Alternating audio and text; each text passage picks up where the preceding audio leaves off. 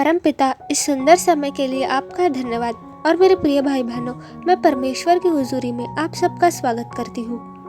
क्या आप जानते हैं, जब शैतान हमें संकटों में या परेशानियों में डालता है तब हम बहुत चिंतित हो जाते हैं और बहुत ज़्यादा सोचने लगते हैं, और ऐसी परिस्थिति में हमें कोई भी नहीं समझ पाता है। लेकिन हमारे परमपिता परमेश्वर हमें समझते हैं और वह हमसे बातें करते हैं। हाँ, वह हमसे उनके वचनों के द्वारा बातें करते हैं। तो परमेश्वर के वचन में बहुत ताकत है। जब हम परमेश्वर के वचन पढ़ते हैं और उनका मनन करते हैं तब शैतान भाग जाता है और हमारी सारी परेशानियां वो साथ में लेकर जाता है। और दोस्तों, परमेश्वर की ओर से आज के वचन इसी विषय पर आधारित है। और इन वचनों को पढ़ने के बाद हमारी सारी चिंताएं, सारी परेशानियां परमेश्वर ले लेंगे, ऐसा मैं विश्वास करती हूँ। यह वचन चिंता के समय शक्ति देने वाले वचन है। इन्हें कृपया मन लगाकर सुने। हे धर्ममय परमेश्वर, जब मैं पुकारूं तब तू मुझे उत्तर दे। जब मैं सकेती में पड़ा तब तूने मुझे विस्तार दिया। मुझ पर अनुग्रह कर और मेरी प्रार्थना सुन ले। यह जान रखो कि यहोवा ने भक्त को अपने लिए अलग कर रखा है। जब मैं यहोवा को पुकारूंगा तब वह सुन लेगा। कांपते रहो और पाप मत करो। अपने अपने बिछौने पर मन ही मन सोचो। बहुत से हैं जो कहते हैं कि कौन हमको कुछ भलाई दिखाएगा। हे यहोवा, तू अपने मुख का प्रकाश हम पर चमका। तूने मेरे मन को उससे कहीं अधिक आनंद से भर दिया है जो उनको अन्न और दाखमधु की बढ़ती से होती थी। मैं शांति से लेट जाऊंगा और सो जाऊंगा, क्योंकि हे यहोवा, केवल तू ही मुझको एकांत में निश्चित रहने देता है। किसी भी बात की चिंता मत करो, परंतु हर एक बात में तुम्हारे निवेदन, प्रार्थना और विनती के द्वारा धन्यवाद के साथ परमेश्वर के सम्मुख उपस्थित किए जाए। तब परमेश्वर की शांति, जो समझ से बिल्कुल परे है, तुम्हारे हृदय और तुम्हारे विचारों को मसीह यीशु में सुरक्षित रखेगी। तुम्हारे हृदय दुखी नहीं होने चाहिए। परमेश्वर में विश्वास रखो और मुझ में भी विश्वास रखो।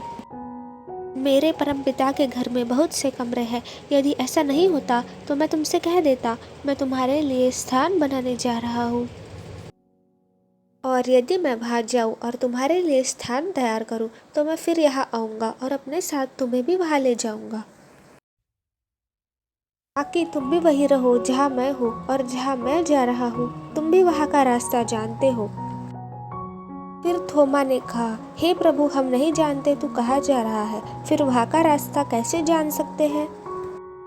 यीशु ने उससे कहा, मैं ही मार्ग हूँ, सत्य हूँ और जीवन हूँ। बिना मेरे कोई पिता के पास नहीं पहुँच सकता। यदि तूने मुझे जान लिया होता तो तू परमपिता को भी जानता। अब तू उसे जानता है।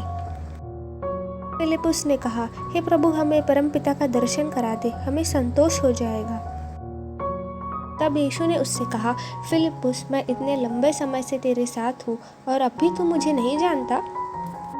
जिसने मुझे देखा है उसने परमपिता को देख लिया है। फिर तू कैसे कहता है कि हमें परमपिता का दर्शन करा दे? क्या तुझे विश्वास नहीं है कि मैं परमपिता में हूँ और परमपिता मुझ में है? वे वचन जो मैं तुम लोगों से कहता हूँ अपनी ओर से नहीं कहता। पिता जो मुझ में निवास करता है अपना काम करता है। और जब मैं कहता हूँ कि मैं तुम्हारा परमपिता हूँ, मैं ही वह हूँ और परमपिता मुझ में है, तो मेरा विश्वास करो, और यदि नहीं तो स्वयं के कामों के कारण ही विश्वास करो। तुम्हें सत्य कहता हूँ, जो मुझ में विश्वास करता है वह भी उन कार्यों को करेगा जिन्हें मैं करता हूँ। वास्तव में वह इन कामों से भी बड़े काम करेगा, कि मैं परमपिता के पास जा रहा हूँ। और मैं वह सब कुछ करूँगा जो तुम लोग मेरे नाम से मांगोगे, जिससे पुत्र के द्वारा परमपिता महिमावान हो। यदि तुम मुझे मेरे नाम से कुछ मांगोगे तो मैं उसे करूँगा। मैं तुम्हें कभी अनाथ नहीं छोड़ूंगा, मैं तुम्हारे पास आ रहा हूँ। जो कोई मुझसे प्रेम रखता है उसे मेरा परमपिता प्रेम करेगा। मैं भी उसे प्रेम करूँगा और अपने आप को उस पर प्रकट करूँगा। और यह सब घटित होने से पहले ही मैंने तुम्हें बता दिया है, ताकि जब यह घटित हो तो तुम विश्वास करो। उत्तर में यीशु ने उससे कहा, यदि कोई मुझसे प्रेम रखता है तो वह मेरे वचन का पालन करेगा, और उससे मेरा परमपिता प्रेम करेगा, और हम उसके पास आएंगे और उसके साथ निवास करेंगे। तुम्हारे लिए अपनी शांति छोड़ रहा हूँ। मैं तुम्हें स्वयं अपनी शांति दे रहा हूँ, पर तुम्हें इसे मैं वैसे नहीं दे रहा हूँ जैसे जगत देता है। और तुम्हारा मन व्याकुल नहीं होना चाहिए और न ही उसे डरना चाहिए। प्रियो, ये परमेश्वर की ओर से आज के शांतिदायक वचन थे।